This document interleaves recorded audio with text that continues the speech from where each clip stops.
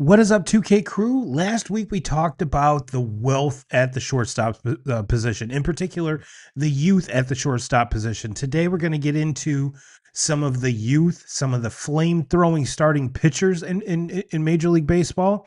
We got a great response from the shortstops last week. So this week we're going to continue breaking down the youth in Major League Baseball and take a look at some of the, I guess you could call them, veterans, elder statesmen, if you will, and kind of see how they kind of stack up against this young crop of studs. And as always, we've got news, I've got power rankings, and up on the big screen, we've got the NFL schedule release. I'll get a little bit into that because I just don't get it. So with that being said, let's get into it. Turbo and 2K Show. That's right, 2K crew. Welcome back to the show. I'm actually really stoked about this because not because of the schedule release. I could really care less about that. What I'm really stoked about is I've been glazing some of these pitchers for quite a while. I mean, yes, we're going to be talking Paul Skenes. We're going to be talking about NL Cy Young race. That's kind of what we're going to, that's the meat and potatoes of what we're going to be talking about tonight, 2K crew. But we're going to expand it a little bit, take a peek on the AL side because with Scooble going down, it's kind of a one horse race here. And we're going to be talking odds, betting. I've kind of changed my mind on the, if you remember the parlay that I gave you guys and gals a couple weeks ago, the Ohtani MVP Cy Young parlay, I'm kind of backtracking on that. I have cashed out my my future bet for that, and we'll get into the updated Cy Young odds, and I'm going to give you my top. I'm going to rank these young pitchers as to my confidence in them. Like Game 7, give them a ball, give them the ball. Everything is on the line type thing. So I can't wait to get into it. But first, as always, we've got the news. We've got the news, 2K crew, and I feel like we kind of did this last week, and I know Braves Nation, this has not been the best couple weeks as far as your alumni, if you will. But the baseball world said goodbye to Bobby Cox. This is from Barstool Sports. Rest in peace, Bobby Cox, a baseball legend. And while I was after I had prepped for the show, I found this tweet from Jeff Francoeur that I wanted to share with you guys. Yeah, this is a tweet from Baseball History Nut. Jeff Francoeur on his dear friend Bobby Cox. I got tossed and Bobby got tossed, and we come in and I'm like, what do I do? He said, go have a couple cold beers and get in the cold tub or something and relax. And then you'll probably have to write a $500 check, or you can do what I do, write a $10,000 one and tell them when it runs out, let me know. I've never laughed so hard sitting there in the sixth inning. And for those of you that commented on the video last week talking about how Ted Turner kind of, I'm not going to say revolutionized the way that a whole generation viewed the Atlanta Braves or a sports team in general, which he did. But he also, I'm not going to say inadvertently, but brought along the character of Bobby Cox. We all saw he set the record for ejections. Not only did he do that, but he was a damn good manager. And if I was a better podcast host, I would give you his win-loss record and all of that jazz, but I don't. But back in the 90s, when you watched the Braves on TBS, which Ted Turner provided an entire nation, an entire world the opportunity to view the Braves, you also got to see Bobby Cox along with all of the other star-studded rosters that Turner kind of put on the field. But there was this character, Bobby Cox, and for those of you that don't remember, I highly recommend going on YouTube and searching like retired Atlanta Braves roundtable. And it's just like Chipper Jones, John Smoltz, Greg Maddux, Bobby Cox. They're all sitting around kind of reminiscing about those '90s Braves teams, and they all kind of tell their favorite story about Skip getting tossed or something funny happening. So I highly recommend that. Highly recommend that. And we're going to continue down the. I always hate to start the show off with bad news or kind of bringing to light some shitty situations, but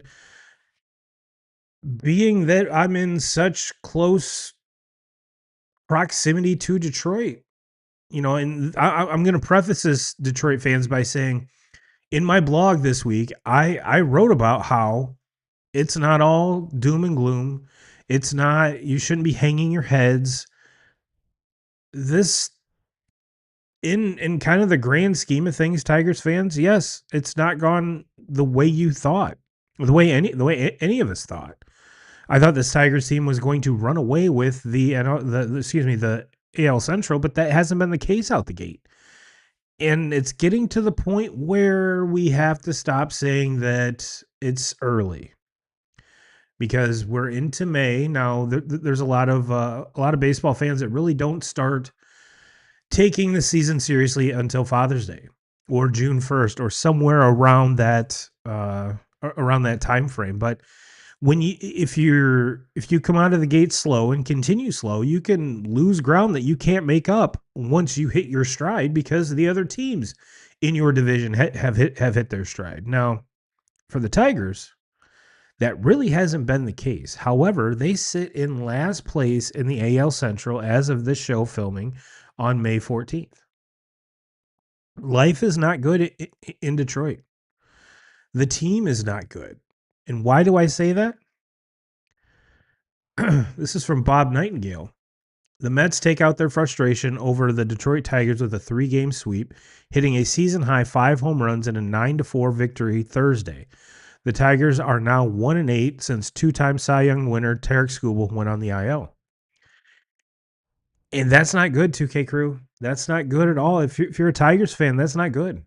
Now, you could say that, yes, Skubal would be able to help in this situation, but in the time frame that he's been out, he may have made one more start. At the most 2. So you're 1-8. So now you're 2-7 or 3-6. I don't think that's really going to make matters a whole lot different considering what's going on. And we kind of saw in the game this afternoon where challenge at third base went completely off the rails, and people were tossed. Managers were tossed. No one was happy, and it was good to see some fire from Hinch. I mean, it really was. I mean, could this be a turning point for the Tigers? I sure hope so. But when the Mets come into town and sweep you, that's not good. And you might be asking yourself, well, terrible, it's the Mets. Look at all that payroll. It's Juan Soto. It's this, it's that. I mean, they have everything. But they don't. It's from John Heyman. Only one team is on pace to lose 100 games this year. Hard to believe. It's the Mets. So you're telling me that a Mets team that's on pace to lose 100 games came into Detroit and swept the Tigers. And I know Tigers fans are going to point to the fact that they have the most players on the IL in Major League Baseball. I get that. I do. And it's not as if they are utility players or kind of players that don't play a huge role. These are big-time players. These are what should be the stars on your team. Skubal is one. Yes, Skubal is one, but Casey Mize is another. There's a whole slew of folks on the IL. And then add to that, Framber doing what he did his last start I really didn't get into that last week because I thought it was kind of low-hanging fruit, but if you take a step back, yes, he gets the suspension. AJ Hinch gets his suspension. But the thing that really struck me was AJ was like, yeah, kind of a shitty move. Not in those words exactly, but he's like, this really isn't what this team does or how it's built. So I think what it came down to was Hinch was looking for Framber to eat innings because the bullpen had already been taxed, and getting tossed in the third or fourth inning really didn't accomplish that. And on top of that, giving up 10 runs obviously did not go according to Framber's schedule at all. And he just decided, hey, you know what? If AJ is not going to take me out, I'm going to take myself out, and I'm definitely not going to just, like in the NFL when you need a playoff, just tap your head and they sub you in. You got to do something drastic to get thrown out of the game. So he did. So I think that was kind of when you look at something that is good, it's a turning point. But when there's something bad, can also be a turning point too. So I think you can kind of get into the argument. It's a very slippery slope as to what kind of is a turning point and what kind of isn't. And I think reasons like this with Framber is the reason why he was still available when the Tigers signed him. So not only do you have all of these injuries going around, you have this negative energy hanging out with Framber and what he did. And when you kind of saw the fight, Framber was in the back, and none of the Tigers were really kind of getting about it. You know what I mean? So it's like, yeah, we kind of have to do this so our guy doesn't look like a bitch, even though he is. So here we are. This is what we kind of have to do. So let's just do it. And that's kind of the vibe that I got from all of that. So yeah, Tigers fans, not good. Not good. Not good at all. So let's just take all of the negative stuff, jam it up front, and then we'll get on to some positive stuff. All right, 2K crew, let's talk about this schedule release. I hate it. I hate it because by the time the actual schedule release comes out, like tonight, we already know 75% of it. We know the important games. We know the Thanksgiving games. We know the Wednesday before Thanksgiving game. We know the Black Friday game. We know all the international games.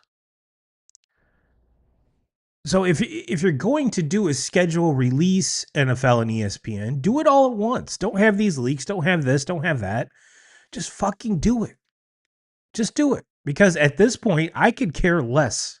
I'm actually mad there's not a baseball game because I don't have MLB.TV. I'm mad there's not a baseball game up here or an NBA game or something to fill this slot because I could give two shits less about this schedule release. Just not my thing. Like I don't get hyped up about it. I understand the reason why the NFL does it because anytime the NFL does anything, it's this grand gesture, whether it's, the draft, the playoffs, the Super Bowl, the regular season. Now we're going with Netflix. Now we're going to give Netflix some more. But yeah, we've got Thursday Night Football on Prime. We're 2K crew. What it's leading towards is football every night of the week, which you could say is a good thing, or you could say is a bad thing. The good thing is we get football every night of the week. I'm not opposed to that, but at what cost? Because now we got to spend, if you want to watch every single NFL game, it's upwards of $1,000 for those months just to watch the NFL. And baseball's the same way. Basketball's the same way. With all this streaming stuff, it's absolutely ridiculous. And I know I'm like an old man standing on a soapbox to get off my lawn, but I guarantee I'm not the only one who feels that way. I don't like it. I don't like it. All right, so that's all the non-positive stuff. So we're gonna bundle that up. Just throw it away. Throw it away. From now on, we're gonna be talking positive stuff. We're gonna be talking positive stuff, like the Braves. This is from Clay Travis. The Braves presently have a 9.5 game lead in the NL East. The other 5 MLB division leaders combined to have a 7.5 game lead. So let's take a look at this because I'm not going to say alarming, But for everything that I just said about the Tigers have a lot of starting pitching now. The Braves have you could legitimately have a starting 5 rotation with the starters that are on the Braves IL. So the Tigers might have more players on the injured list, but the Braves are just as banged up. And they have they have the best record in baseball? 30, 29. I believe they have the best record in baseball. They do. At 30-13. Excuse me. Not only the Braves are 9.5 games up on the Nationals of all teams, 2K crew, the Nats. Where there was a lot of us, myself included, thought the Nats were going to be absolutely terrible, but they're 2 games under 500. They're a half game up on the Phillies, a game up on the Marlins, and 2.5 up on the Mets. So in a very lackluster National League East, the Braves are playing they're not only benefiting from this weak ass division, they're excelling. They're excelling. When we get into talking some of the pitchers here, we're going to be looking at this Braves roster is first and second in not only pitching stats, but hitting stats. And they're doing all of this without Austin Riley, who has the highest or the most expensive contract in Braves history, hitting like dog shit. So not only, and this is a well-oiled Atlanta Braves machine. And for all of us that were, the Dodgers of this offseason, the rich get richer, the Braves are just sitting here going, we have what we want to do, and this is what we're going to do it, regardless of what the Dodgers are going to do. And it's to this point on May 14th is working out, and not only working out, is extremely successful. Extremely successful. Another extremely successful thing this is from MLB Pipeline, and we talked about this this kid last week. At 19 years and 5 days old, Jesus Mate is the second youngest number 1 overall prospect in the history of our rankings, and he achieves that. I'm not going to say by default, because that sounds completely terrible, but Connor Griffin had reached the point where he had enough at bats to graduate off this list. So for the longest time, Mate was the second, the number 2 prospect on that list. And you look at this Brewers team, and we're going to take a look at some of their pitching stars, but they're not supposed to get this many young foreign superstars, because Jackson Churio was supposed to be like this once in a generation talent that they get out of the international pool. I mean, they're like, all right, cool. We got this guy. This is our guy. And you're not supposed to hit twice in this close succession with these guys. And once you look at this young core that the Brewers are bringing up and the pitching staff that's coming along, Brewers are doing what the Brewers always do, and it's scary, especially if you're in that National League Central, because right now, they're 2 games back of the Cubs, who lead that division, and I really don't think this Brewers team is has hit their waterline. They're just now hitting their stride. Now, do I think Mate is going to make it to the bigs this season? I think that's a very huge ask for a kid that's just turned 19. Is it impossible? Absolutely not. But this kid's a shortstop, a switch hitter with he looks kind of like he's a slender kid, but he's not. He's very stacked and hits for power on both sides, hits for average, and is just an all-around fantastic player. So would it shock me if he did make an appearance in the bigs this year? No, not at all. But knowing the Brewers, I have a feeling that they're trying to keep him back and keep that service time rolling. So I highly doubt, unless there's a string of injuries, I actually would be shocked if he does make it up, unless it's late September call ups just to get him up, get his feet wet, that type of thing. So that's all the news that I have, 2K Crew. So let's jump into the power rankings, shall we? The power rankings. Let me remind you of last week's power rankings because pretty sure they're all the same teams. They're just shuffled up a little bit. Last week I had Rays 5, Cubs 4, Dodgers 3, Yankees 2, Braves 1. So let's get into number 5 for this week. I got the Dodgers sliding back to 5. They're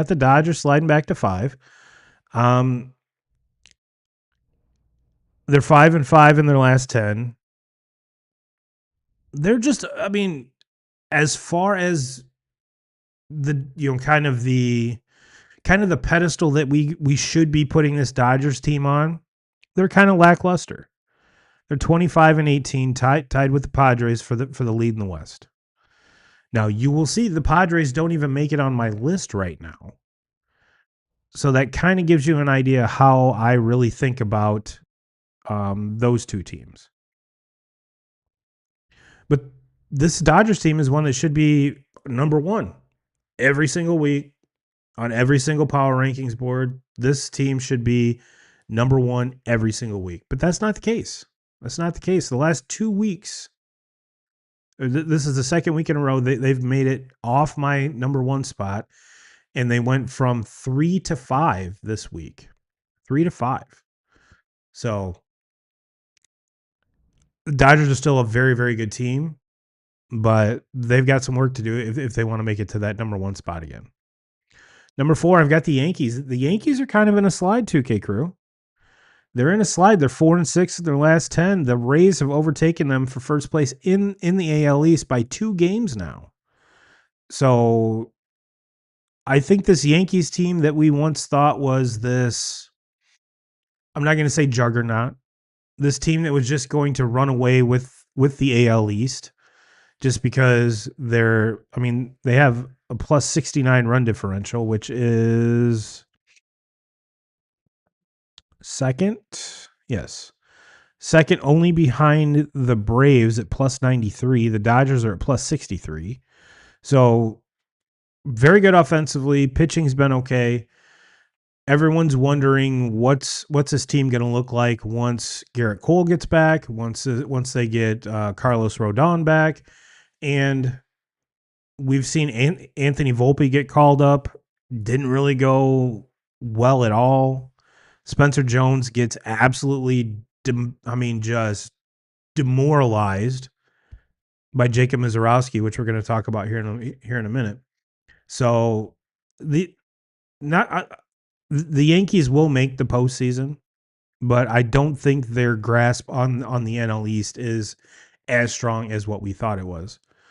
And coming in at number 3, the Cubs. The Cubs, they at one point they were the hottest team in baseball.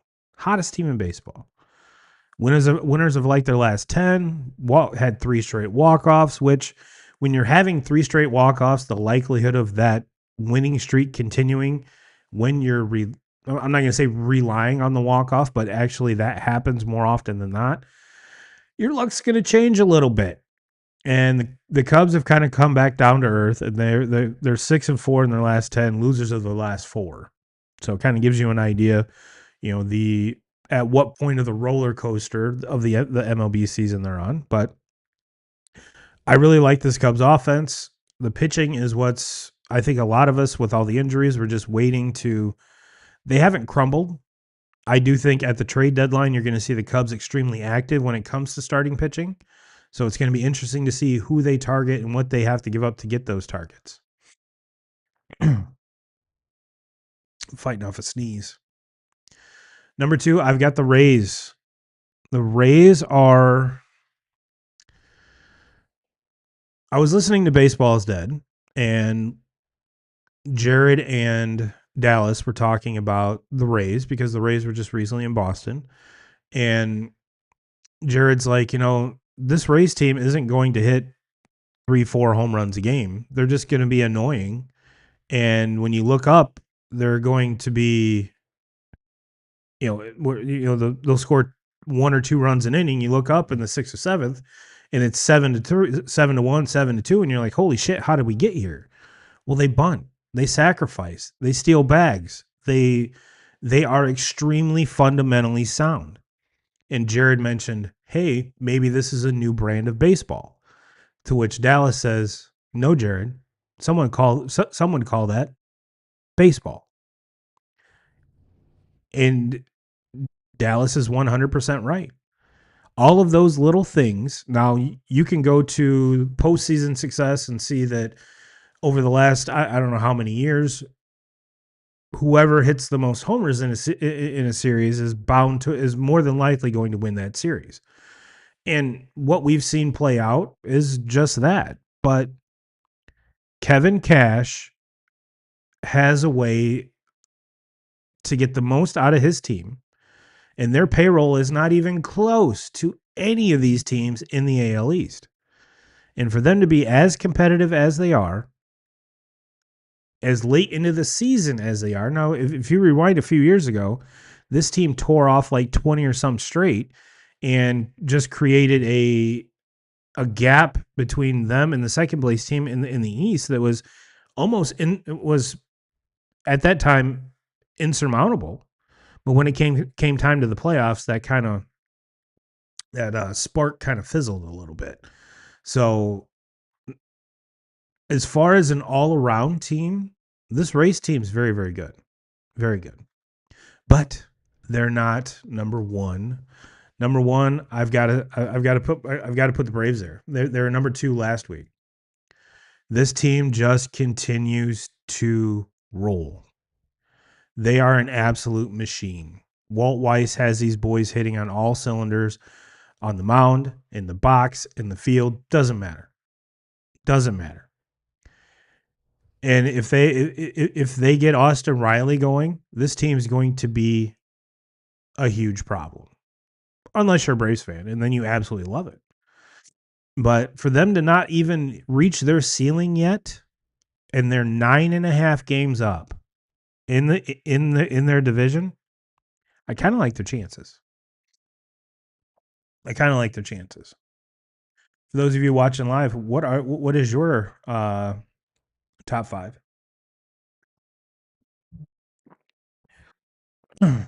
And while we're at it, I just want to give a big shout out to everyone that is watching live, whether you're watching live on our YouTube channel, on X, on Facebook, or if you're one of the audio OGs, the true OGs, whether you have us in your ears, on the treadmill, or in the car. Thank you so much for watching. Thank you so much for listening.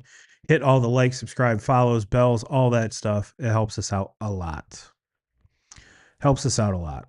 Okay. Let's get into what I think is going to be an absolutely fantastic National League Cy Young race that we're about to go on. Because I am so, and just to kind of recap, the leader in the clubhouse for this award leading up to opening day was Paul Skenes. And we all saw Paul be not Paul opening day, but since then has been absolute nails. So we're like, okay, yep. For everyone that said, he's washed, I don't know what's going on. He's more than righted the ship. Okay. He's more than righted the ship. But that kind of left, that one start left the door open, I think, for a lot of other candidates. And if we kind of take a peek and look at it here, where's it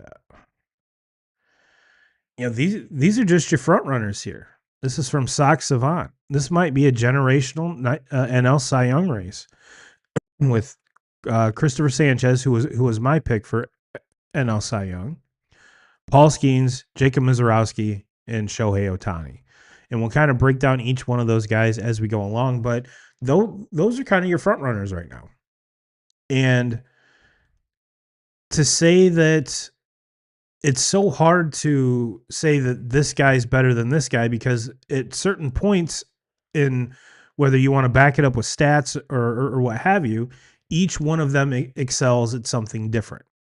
So let's take a look at one, Jacob Misiorowski.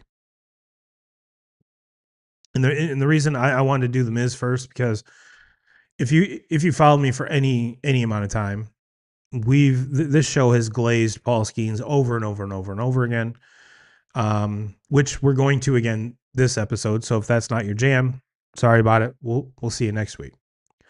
But this is from Rob Friedman, the pitching ninja himself. Jacob Misiorowski with perhaps the most absurd first inning ever. 10 pitches at 102, 103, 103, 103, 103, 103, 103, 103, 103, and 104 miles per hour. Let that sink in. Let that sink in for a second, because we can just go back and forth about how great he is and how hard he throws, but picture yourself stepping in the box the first inning. Doesn't even warm up to it. Doesn't even take you out to dinner. Doesn't flirt with you. He's just like, boom, here it is. Here it is. Deal with it. This is what's going to go on the entire night, which is exactly what he did. Jacob Misiorowski threw 49 pitches tonight at 100 plus miles per hour, and no one's ever done that in one game before. That was from Codify, who retweeted Bob Friedman saying Jacob Misiorowski 103.2 miles per hour on his 93rd pitch for his 10th K. Just an absolute shove fest. And that was against the Yankees 2K crew. That wasn't against some piddly ass little team. That was against the Yankees. They were our fourth best team in the majors, according to my power rankings. So it wasn't like some bum team that he did this to. I mean, this is the New York Yankees. So let that sink in a little bit. This is from Just Baseball. Brewers pitchers with 29 plus strikeouts and no runs allowed in a 3-game span. 2021 Corbin Burns, 2026 Jacob Misiorowski. Burns won the NL Cy Young Award in 2021. I will say that in response to that, Corbin Burns wasn't pitching in the same league as Paul Skenes. He wasn't pitching in the same league as Christopher Sanchez or Shohei Ohtani. So the race might be, and I have off the top of my head, I could not tell you who the Cy Young candidates were in 2021. Not to say Corbin Burns didn't deserve it by any means, because Burns was a stud. I remember him that season. Yeah, just to get some kind of air that the Miz is in. This is from the Nugget chef Jay Hay himself. Jacob Misiorowski in his last 3 starts: 18 in the third innings pitched, 6 hits, no runs, 4 walks, 29 Ks. Just an absolute masterclass. And finally, this is from the one and only Jeff Passan. Another 7 scoreless innings for Jacob Misiorowski, who retired the final 14 he faced. He finished with fastballs at 102, 102, and 103 to punch out Nick Castellanos. There have been pitchers who threw this hard. None had carried velocity like this late into games. Incredible. And kind of what Jeff is saying here is that we've seen these fireballers. We've seen guys hit 102, 103, not really being starters. And if they are starters, it's in the first or second inning, not 7 later. And, you look at Chapman, you look at Mason Miller, all of these guys are hitting triple digits on a consistent basis, but they're only in for 1 inning.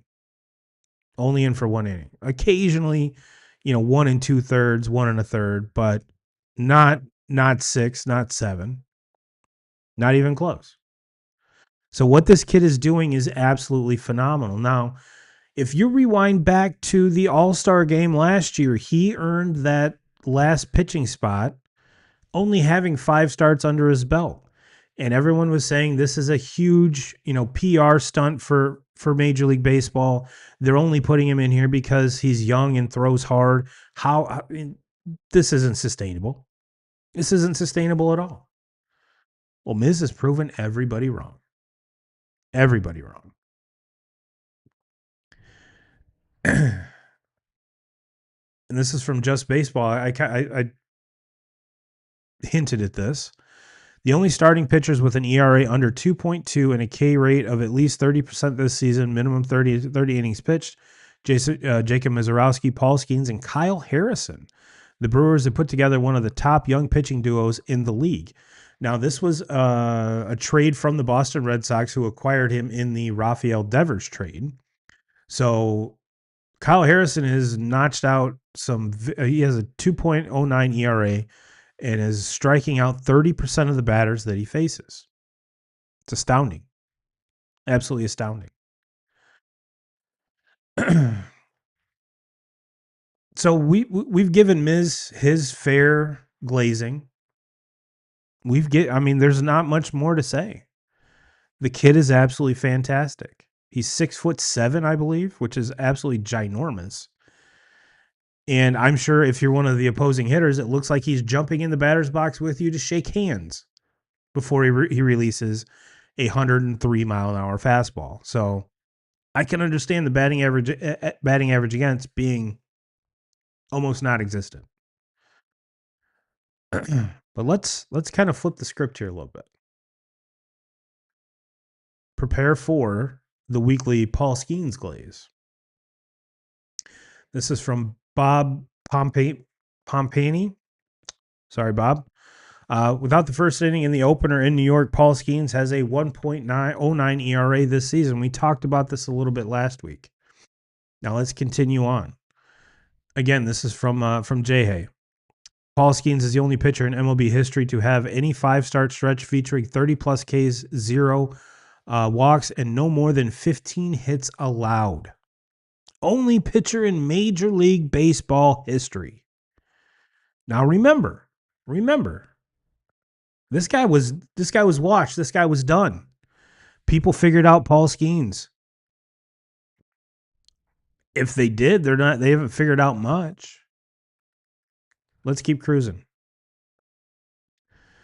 This is from Rob Friedman again. Paul Skenes had a 67.5 ERA after his first start. His ERA this season is now 1.98, career ERA 1.97, and he hasn't walked a batter in a month. His last walk came on April 13th. Hasn't walked a batter in a month. And he also can hit triple digits. He doesn't rely on it nearly as much as the Miz does. So their approach is very different. It was very similar results, but approach is very different. And if you look at the lineups of those two teams, I think a lot of us would take that lineup in Milwaukee over Pittsburgh, at least the vast majority of it. So what Skenes is doing is absolutely phenomenal. Again, still, I really don't know what else to say, to be honest with you. I've got one more here with Skenes. This is from ESPN Insight. After a 10 strikeout, no walk performance tonight, Paul Skenes now has 40 strikeouts since his last walk on April 13th. That's the most strikeouts between walks by a Pirates pitcher since the mound was moved to its current distance in 1893. And last I checked, Pittsburgh's had some damn good pitchers come in and out of there. Damn good. And to continue on that note, this is from MLB Network, and I probably should have made this a little bigger so you guys and gals can see this a little better. The Pirates have drafted and developed all 6 of their top rotation options. Paul Skenes, Carmen, I can never pronounce your last name, Jared Jones, Bubba Chandler, Mitch Keller, and Braxton Ashcraft. These are all players that they have drafted and developed. In the few, I would say the starting staff of the Pittsburgh Pirates is going to be a problem for a long, long time. The key to that problem is extend Paul Skenes. Keep him in Pittsburgh. Now I know a lot of Pittsburgh fans are just waiting for the day that they trade him. I hope that never comes because I've been to that stadium. I've drank icy lights with the Yinzers in Pittsburgh. It is an awesome experience. If you're a baseball fan and you have not been to Pittsburgh to watch a game, highly recommend it. One of the most beautiful stadiums in America, hands down. Hands down. And the icy lights are quite delicious. All right, now that we've kind of put the two front runners here, and let's take a peek at the odds here real quick. Let's take a look at the odds. NL Cy Young, Paul Skenes plus 150. This is on FanDuel, by the way. Hashtag not sponsored, but would love to be sponsored. Plus 155. Christopher Sanchez plus 430. Shohei plus 600. Chris Sale plus 700. Jacob Misiorowski plus 850. And Chase Burns plus 1600. So these two gentlemen are two of the top 5 in the Cy Young Award voting. Now, we kind of talked about Christopher Sanchez and Shohei Ohtani. Chris Sale does not fit the young pitcher kind of motif that we're going for this episode, but you can never count him out. And especially he's the only real stud that the Braves have going. So it is what it is. So let's take a look at, I mean, we've talked about some of their accomplishments. Let's break down some stats, shall we? Let's break down some stats. If we look at the Brewers, Miz had, this is as of today, May 14th. He has an ERA of 2.12. Strikeouts, he has 80 strikeouts and has a record of 4-3. No, 3-2. 3-2. Learn how to read the graph, Turbo. He's 3-2. Let's take a look at Paul Skenes. Skenes has a 1.98 ERA, 56 strikeouts, and a win-loss of 6-2. Skenes is getting some run support this year, which is kind of what's kind of nipped him in the butt for the last few years. Let's take a look at Shohei. Shohei has a 0.82 ERA, 50 strikeouts, and has a win-loss of 3-2. He's only started 7 games, whereas Skenes has started 9, and Miz has started 9 as well.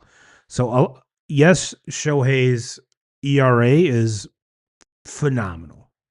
Absolutely phenomenal. But the Dodgers are running a 6-man rotation. Is that, in the end, is that going to hurt him? I don't know. If he continues this stretch of a sub-1 ERA, I think it's going to be hard not to give it to him. But I would say right now, if he was in a 5-man rotation, that 0.82 ERA would be a little bit elevated just because he's not getting the rest. And what we've seen with him right now is the pitching stats are good. The hitting stats have suffered. And that was kind of the bugaboo at the end of last year, is like, all right, when he pitches, he sucks at the plate. And now it's even gotten to the point where they're not even letting him hit when he pitches. So I would hate to say that the gas is running out on Shohei this early in the season doing both, but if anyone has taught us not to believe narratives, it's been Shohei. So just something to keep an eye on. Just something to keep an eye on. Let's take a look at Christopher Sanchez. 2.11 ERA, 67 strikeouts, and a 4-2 record. Cam Schlittler's another one. I know he's American League, but he's in that young pitcher conversation and is the front runner for American League Cy Young. He's at plus 230. Dylan Cease plus 240. DeGrom plus 300. Jose Soriano plus 1,200. So big jump. Drew Rasmussen and Gavin Williams. But yeah, Cam has a 1.35 ERA. Where's strikeouts at? Okay, has 59 strikeouts. He's tied with Will Warren on the team for the lead, and it has a 5-1 win-loss record. And I also wanted to grab these here, just to kind of put Scooble's season up until the injury, kind of tie a bow on that to kind of see where he fits in with all of these guys. 2.7 ERA, 45 strikeouts, and had a 3-2 record prior to the injury. So where does that leave us? I said all of that to say this. Like we talked about last week with the wealth of youth at the shortstop position, Major League Baseball has a wealth of youth at the starting pitching spot here. We've talked about Skenes. We've talked about Miz. We've talked about Skubal. We haven't even talked about Hunter Green for the Reds. He's 26, has around a 3 ERA. Yamamoto for the Dodgers. He's 20. I researched starting pitchers age 27 or younger. They included Skubal just because I asked him to. He's 29. But Yamamoto's 27. Christopher Sanchez is 28. Hunter Brown for the Astros, 27. Jared Jones for the Pirates, 24. Mackenzie Gore for the Nationals, 27. Andrew Painter for the Phillies, 23. And for whatever reason, in my search, they did not bring up Cam, but he's in his young 20s as well. So, what does this mean? What does this mean? I think what it all boils down to it, Paul Skenes is the most complete pitcher in baseball. Has since even going back to last year. And yes, I'm saying Paul Skenes is even more complete than Skubal was last year. And add to that what he's doing this year. And there was so many people after that first start, like we talked about last week, saying, "Oh my gosh, his streak to start a career with an ERA under 2 is done. There's no way he's going to be able to battle back from that." Well, he's already under 2, and it's the middle of May. So I don't know what people were. If anyone could do it, it would be Skenes. I didn't think it would happen this quick, but Skenes is Skenes. Skenes is Skenes. Miz has the most overpowering stuff in baseball right now. He has a 14K per 9. 14 strikeouts per 9 innings. Absolutely insane. Yamamoto is probably the most polished out of these folks, just because of his success in Japan. Add that to kind of a rocky start once he got over here to the States, but has cleaned that up. But he still is, last I checked, was the highest paid pitcher in MLB history. We really don't hear a whole lot about him. We really don't. And he just consistently goes out there and does what he does. Does what he does. We talked about the Pirates having an absolutely dominating, or soon to be dominating, and much of a problem starting staff with all the young kids they have over there. And Boston has one in Garrett Crochet as well. I mean, he lefty, where a lot of these guys, are right-handed. Definitely, he's electric. When healthy we saw it last year, came in second in Cy Young to Skubal. And just a presence on the mound that I'm not going to say goes unmatched, but the dude is absolutely gigantic. Not only is he tall, but he's wide, he's thick, he's just a large human being. And the Red Sox knew what they were doing when they traded for him. So let's do a power rankings for these pitchers, which I probably should have done instead of the teams, but I've got to go. I mean, Paul Skenes is number 1. Even though Skubal is not 27, I have to put him 2. when healthy, give me Crochet at 3, Miz at 4, and I'm going to say Hunter Green at 5. I think that's no. Put Cam in there. Put Cam at number 5. I want to see the reason Cam isn't higher on that list is the players above him have done it for longer. I mean, this is his first full season as a starter in the bigs. Yes, it's gotten off to a fantastic start, but I want to see some longevity. I want to see him do it for a whole season.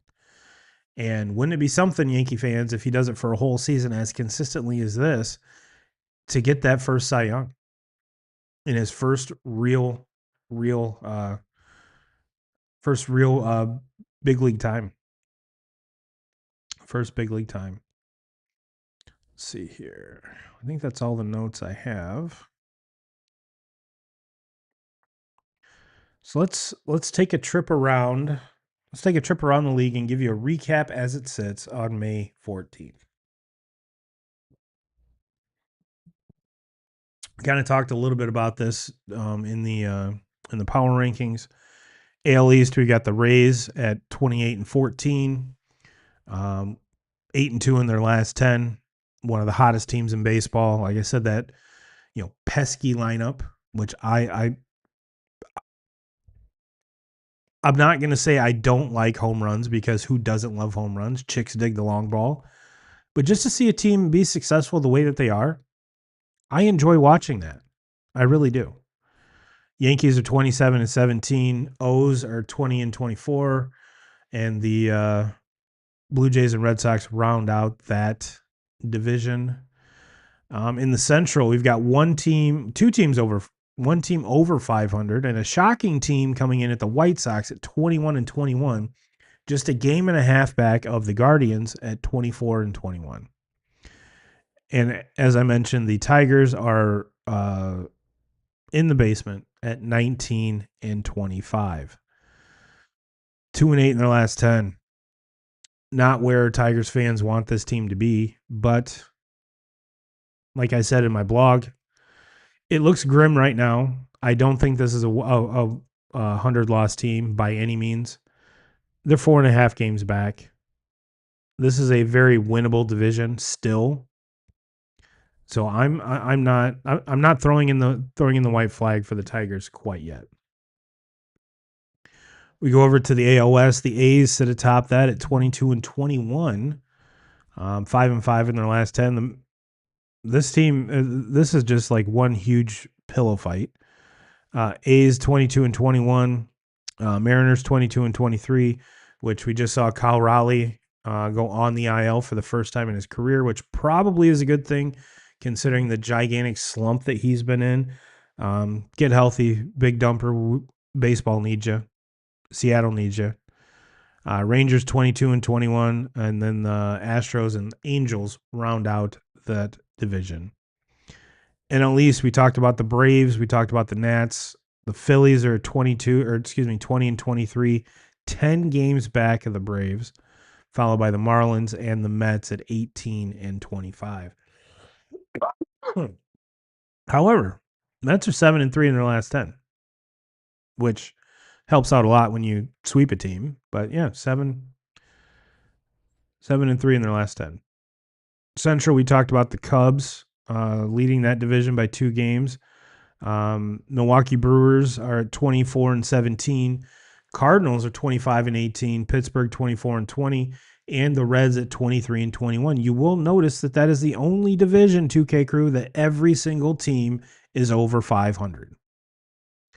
This is going to be very interesting to keep an eye on this whole division throughout the season, because I do not think the Cardinals will be able to sustain what they're doing. I think the other teams are very capable of continuing to do what they're doing. But the one team that sets themselves apart from all of this is going to be the Chicago Cubs. And why? You might be like, Turbo, why do you say that? Because out of all of these teams, they are the most likely to fill holes either at the trade deadline or prior to. Whereas the other teams in this division don't have a real long history of doing that. Now, could one of them just jump out and say, Turbo, you're wrong. Watch us. Watch this. And I think the fan base of any one of those teams would be absolutely ecstatic because that's generally not how they do business. They might fill holes very smallly. It's one of those put gum on the boat to kind of keep from slowing the water from coming in instead of actually patching it or buying a new boat. That's kind of what the other teams in the Central do. And I think the Cubs are more in a position to, okay, this boat is leaking, we're buying another boat. So that's a separator for me. And to round it out in the NOS, the Padres sit atop. Actually, they're tied with the Dodgers, 25 and 18, with the D-backs at 20 and 22, Giants 18 and 25, and the Rockies at 17 and 27. Now, one of the teams that at or prior to the trade deadline to keep an eye on is the Giants. I mean, they've already came out and said that they're wanting to move some high dollar contracts. Now, it's going to come down to how much of those high dollar contracts they want to eat, because there's not a single team. I shouldn't say not a single team. I would highly doubt that any team is going to want to take on over $200 million of Rafael Devers for the remainder of his contract, amongst others. Amongst others. So what was really, we've seen Buster Posey kind of go from the golden child to, oh shit, we spent money on who? We traded prospects for who and got this contract? What? These guys are terrible. Why did we do that? Who did that? Who? Buster Posey. I'm not saying he can't turn this thing around, but man, it's going to be tough. It's going to be tough. Because they got a lot of money. Matt Chapman is not getting any younger or cheaper.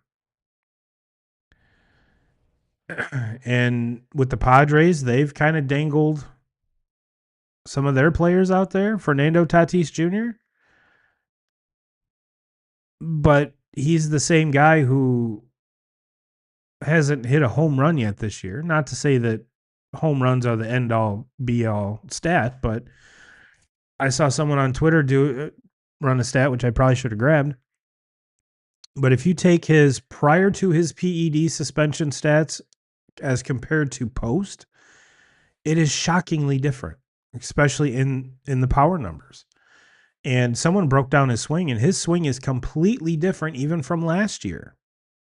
So, and I mean, hell, they even have him playing second base. He went from shortstop to right field. Now he's at second base. Not to say he's an athletic freak. Don't get me wrong. He could play probably anywhere on the infield or outfield. But at what point is it like, okay, let's stop screwing around with where I play in the field? I mean, he was playing Gold Glove right field for this team. And then like, you know what? Let's get out of the grass. Let's get in the dirt. Put you at second base. You played shortstop. Not a really good shortstop, but especially on a team filled with shortstops. Let's put you at second base. And I'm not sure if that's the reason behind the struggles here, coming out of the gate. But again, that's a big number attached to him. And when it comes to a contract like that, are you hoping that you can bring him in and fix him, or quote unquote fix him, and get him close to where he was or even better than, prior to his suspension? I don't know. I love the player. I would be ecstatic, his personality, what he brings to the team. I would love that on the Red Sox. But the Red Sox problem right now is their hitting is absolutely horrible. So you bring on a hitting, not going to say liability, but a hitting project into a situation like this after giving up, I'm sure, quite a boatload of prospects to get him over here, and how much salary you'd have to eat. We're seeing a lot of, and the Braves, it's been rumored, I'm not saying that they've been dangling or trying to get rid of Austin Riley for his slow start, but he's owed a lot of money. And then there's the Mike Trout. Someone in Boston said that the Red Sox would be interested in trading for Mike Trout. Not to say that I hate Mike Trout. I mean, if you've followed me for any amount of time, I'm a huge Mike Trout fan. Would he be awesome in the locker room? I think so. But he's owed a lot of money. In the last handful of years, has not been able to finish a season. Would I love to see him get on a contender and make the playoffs? Yeah, absolutely. As long as it's not the Yankees or the Dodgers. But he has a full no trade clause, which he's exercised before, saying I want to stay in Anaheim. And I also want to be a center fielder. I don't want to be a right fielder. I don't want to be a DH. I want my persona to be known as a center fielder. And with the logjam that the Red Sox currently have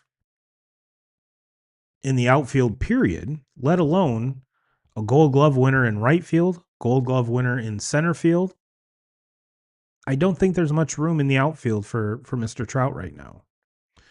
Would his power be a great addition to the Red Sox lineup? Absolutely. Absolutely. But I don't think it's the right time to be trading for Mike Trout if you're the Red Sox. Just my thoughts. Just my thoughts. All right, let me make sure I hit everything I wanted to talk about. I think so. Well, 2K Crew, I'll get you out of here on that. Everyone have a great week. The weather is warming up here in Michigan. It's warming up. Maybe that's what these Tigers players need, warmer weather so they're not pulling hammies and getting hurt. Maybe that's what they need. Well, it's coming. It's coming. Well, 2K Crew, everyone have a fantastic week. As always, I will see you next week. Jim Rome, we're coming for you.